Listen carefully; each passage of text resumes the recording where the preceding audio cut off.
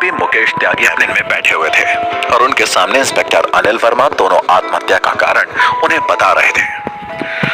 यानी दोनों ही एक दूसरे से बहुत प्यार करते थे। जी सर, पर इनका पिछले हफ्ते ब्रेकअप हो गया था।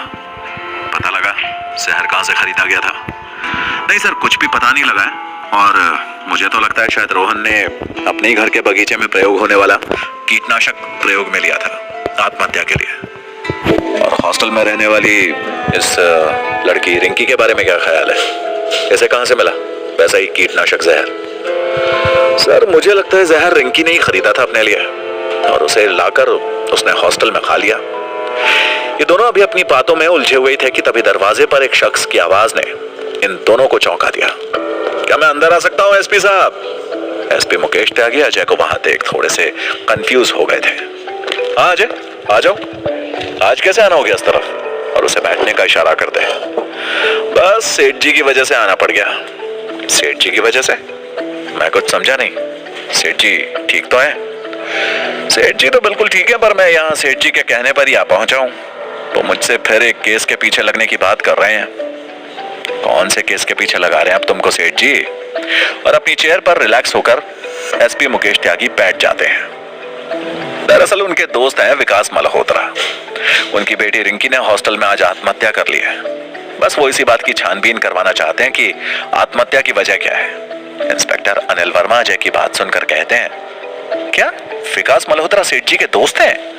जी हाँ, तभी तो उन्होंने मुझे आदेश दिया है रिंकी की आत्महत्या की जांच शुरू करूं। बस अब आपसे परमिशन लेने आया हूं। हाँ हाँ, क्यों नहीं अजय, इसमें परमिशन की क्या बात है? तुम्हें तो मैंने पहले ही जासूसी का सर्टिफिकेट दिलवा दिया है। फिर इंस्पेक्टर अनिल वर्मा की तरफ इशारा करते हुए कहते हैं, इस केस की जांच इंस्पेक्टर साहब ही कर रहे हैं। तुम इन्हीं से अब तक की जांच की सारी रिपोर्ट्स ले सकते हो और समझ सकते हो। इंस्पेक्टर अनिल वर्मा कहते हैं, ठीक है सर, मैं अजय को इस केस की सारी डिटेल्स समझा दूंगा। वैसे अजय, रिंकी आत्महत्या केस की अगर तुम जांच करोगे तो तुम्हें साथ में उसके बॉयफ्रेंड रोहन के बारे में भी जांच करनी होगी। और तुम्हें एक बात बता दूं, उसने भी आत्महत्या कर ली है। जी सर, मुझे इस बारे में भी पता चला है और मैं इन दोनों आत्महत्या को एक साथ लेकर चलने वाला हूं। मैं किसी भी पहलू को नहीं छोड़ने वाला हूं। तो फिर ठीक है, लग जाओ काम पर। अच्छा तो इंस्पेक्टर साहब, मैं आपको आपके थाने में मिलता हूं। और फिर उठकर उन्हें जय हिंद करके वहां से चला जाता है। आपको क्या लगता है सर, क्या वाकई में इस केस में कहीं कुछ ऐसा है जो नजर नहीं आ रहा? मुझे तो बिल्कुल आत्महत्या का ही एंगल नजर आ रहा है। तुम्हारी बात ठीक है, पर अब हमें यह भी तो जानना है कि इन दोनों के बीच में ऐसी क्या परिस्थितियां पैदा हुई थी कि इन दोनों को आत्महत्या करनी पड़ गई। क्या वाकई में इन दोनों में मतभेद थे या फिर कुछ और ही बात थी? ये सब बातें पता चलनी ही चाहिए।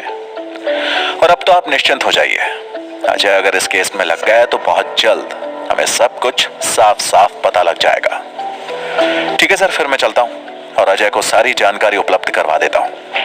कहकर इंस्पेक्टर अनिल वर्मा उन्हें सैल्यूट करके कैबिन से बाहर चला जाता है। अजय इस वक्त अपनी बाइक में इंस्पेक्टर अनिल वर्मा के थाने की तरफ बढ़ रहा था। उसका ध्यान रोहन और रिंकी पर लगा हुआ था। उसने अभी तक इस केस में किसी से पूछताछ नहीं की थी, फिर भी उसका दिमाग अपने हिसाब से चलने लगा था।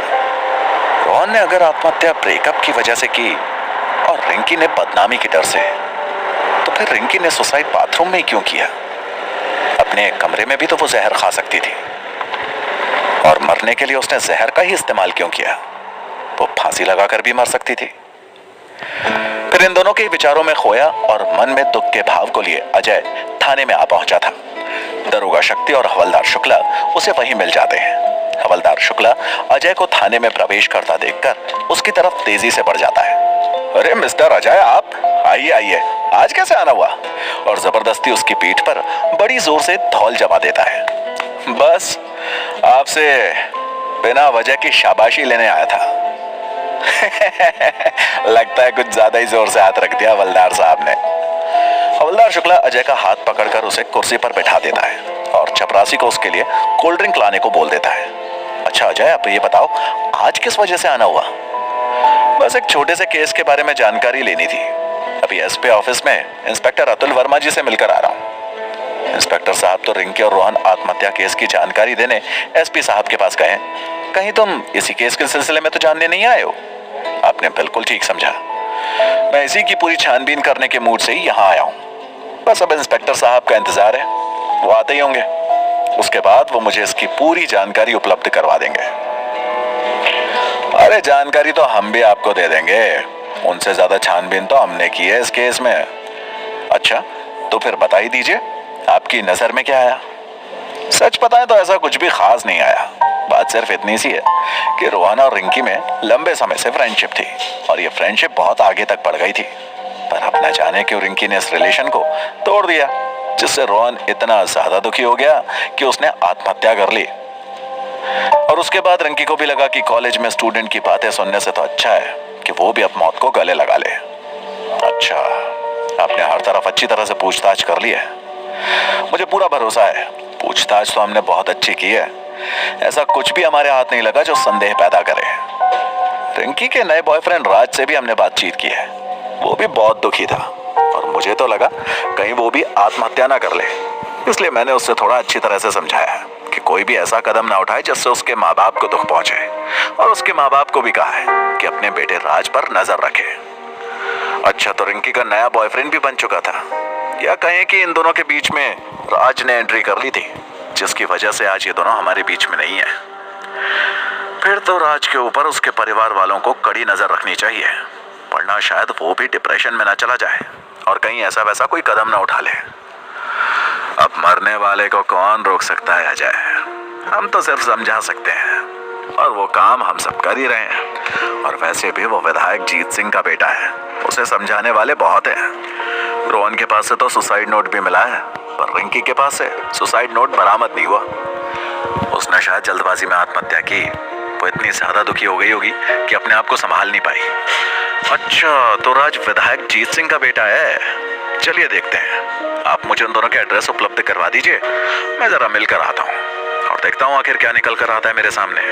और तभी इंस्पेक्टर अनिल वर्मा भी वहां आ पहुंचते हैं। लगता है तुम्हें सारी जानकारी मिल गई होगी इन दोनों से, और आकर अपनी चेयर पर बैठ जाते हैं। हाँ, थोड़ी बहुत जानकारी तो मिल ही गई है, और इनमें आत्महत्या का एंगल ही सबसे प्रमुख है।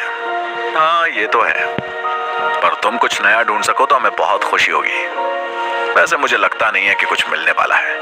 और फिर फाइल्स को अजय की तरफ बढ़ा देता है।